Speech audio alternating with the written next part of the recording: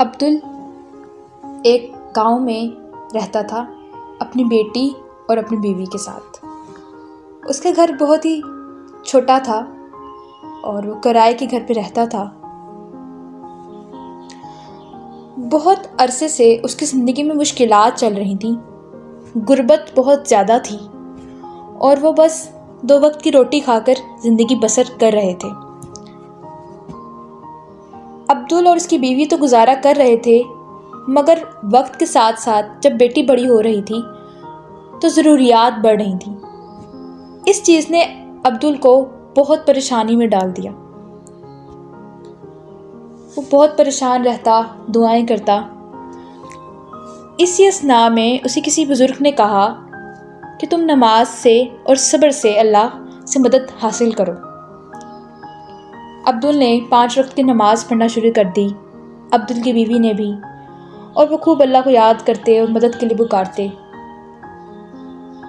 اور خوب اللہ کا ذکر کرتے۔ اسی دور میں کچھ مہینے گزرنے کے بعد عبدل کام ڈھونڈنے کے سلسلے میں گھر سے باہر تھا۔ پورا دن اس نے کام ڈھونڈنے کی کوشش کی، کوئی نہ کوئی مزدوری ملے جس سے وہ کچھ اچھا کھانے کو اپنی بیٹی کے لیے لے کے جا سکے، لیکن اس دن اسے کوئی مزدوری نہ ملی اور وہ خالی ہاتھ تھا۔ اس میں ہمت نہیں تھی کہ وہ گھر جائے، اپنی بیٹی کے لیے کچھ کھانے کو لے کے جائے۔ وہ ایک درخت کے نیچے بیٹھا، خوب رویا اور روتے روتے سو گیا۔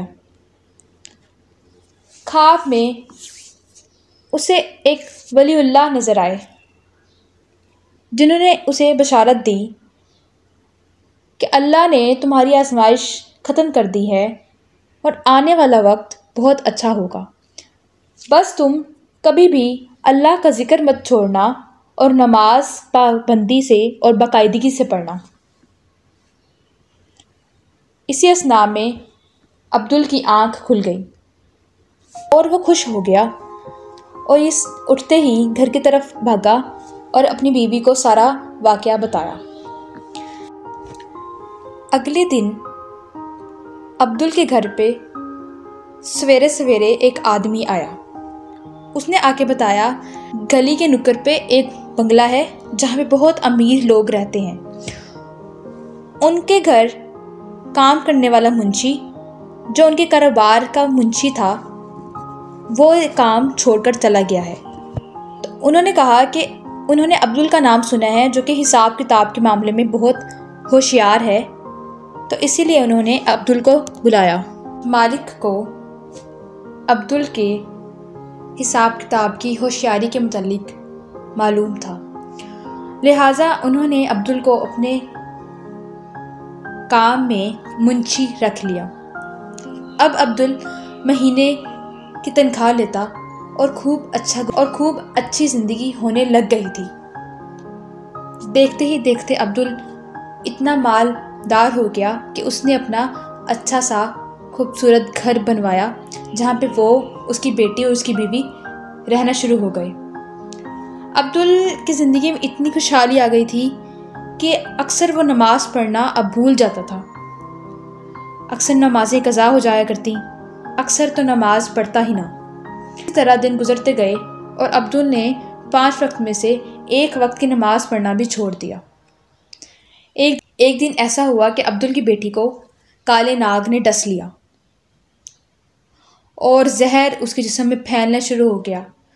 طبیب آیا، خوب علاج ہوا، مگر عبدل کی بیٹی زندگی اور موت کی کشمکش میں تھی۔ اس رات پھر عبدل کو اس چیز کا اندازہ ہوا کہ اسے کس چیز کی سزا ملی، تو اسے سوچ میں آیا کہ وہ نمازیں پڑھنا چھوڑ چکا تھا۔ جن بزرگ نے اسے نصیحت کی تھی کہ کبھی بھی زندگی میں نماز مت چھوڑنا اور اللہ کا ذکر مت چھوڑنا۔ عبدل بہت شرمندہ اور پچھتاوا ہوا عبدل کو۔ اس نے اللہ سے خوب معافی مانگی، رات کو اٹھ کے تہجد کی نماز پڑھی، اپنی بیٹی کی زندگی کے لیے اللہ سے دعا مانگی اور خوب شرمندہ ہوا، خوب معافی مانگی، خوب استغفار کیا اور اللہ سے وعدہ کیا کہ آئندہ کبھی وہ نماز پڑھنے میں غفلت نہیں کرے گا، نہ وہ نہ اس کے گھر والے۔ اس نے پوری رات جاگ کر اللہ کی عبادت کی اور اپنی بیٹی کی صحت اور زندگی کی دعا مانگی۔ اللہ تعالیٰ بے شک خوب معاف کر دینے والا ہے۔ اگلے دن اس کی بیٹی پہ دوائی کا اثر ہوا، اس کی بیٹی کے جسم سے زہر کا اثر ختم ہونے لگ گیا اور اس کی بیٹی تندرست ہو گئی۔ لہٰذا عبدل کی اس کہانی سے ہمیں یہ پتہ چلتا ہے کہ اپنی زندگی میں نماز کو مت چھوڑیں اور اللہ تعالیٰ سے ہر وقت معافی مانگتے رہیں۔ اللہ پاک ہم سب کو تکبر اور غفلت کی زندگی سے بچائے، آمین۔